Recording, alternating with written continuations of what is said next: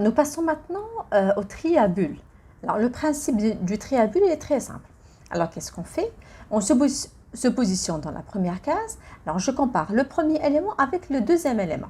Si le premier élément est supérieur au deuxième élément, donc je vais permuter. Donc le principe, c'est que je compare chaque élément avec l'élément qui le suit. Si l'élément est supérieur à l'élément qui le suit, je dois faire une permutation. D'accord? Donc on va mieux comprendre avec un exemple. Regardez bien. Donc j'ai un tableau qui comporte 5 éléments non triés. Donc première itération, qu'est-ce que je vais faire? Je vais me positionner dans la première case. Ensuite, je compare le premier élément avec le deuxième. Alors j'ai 48, elle est supérieure à 17, donc je vais permuter. Je permute 48 avec 17. Et voici le tableau qui en résulte. Voilà, j'ai 17 ici et 48. Deuxième itération, je vais me positionner ici, d'accord, dans le deuxième élément. Et qu'est-ce que je fais? Je compare 48 avec 25. Alors j'ai 48, elle est supérieure à 25, donc je permute.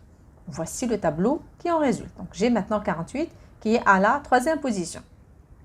Encore une fois, je me positionne dans la troisième case et je compare le troisième élément avec le quatrième. J'ai 48, elle est supérieure à 9, donc je permute. Voici le résultat. Itération suivante, je me positionne ici, d'accord? Alors, on se positionne dans la quatrième case, je compare 48 avec 34, 48 est effectivement supérieur à 34, donc je permute. Voilà. Donc là, je suis arrivée à la fin du tableau. Ok?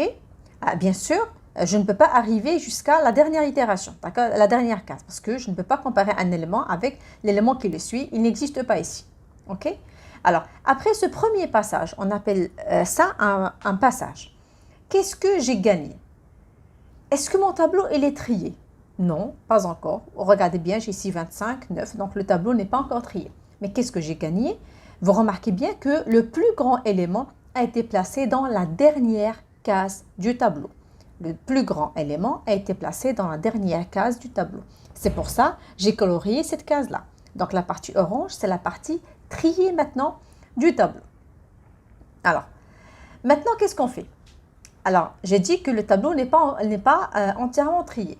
Donc, on doit refaire des passages. Il faut effectuer plusieurs passages en vérifiant à chaque passage si des permutations ont eu lieu. Donc, je dois faire plusieurs passages. Alors, quand je fais un passage, si je fais une seule permutation, je dois refaire un autre passage. Est-ce que c'est clair? Parce qu'une seule permutation peut fausser tout le tri. Donc, quand une permutation au moins a eu lieu lors d'un passage, il faut en relancer un autre. Donc, quand est-ce que je vais m'arrêter? Je vais m'arrêter quand je vais faire un passage de tous les éléments et je ne vais faire aucune permutation. À ce moment-là, je saurai que mon tableau il est trié.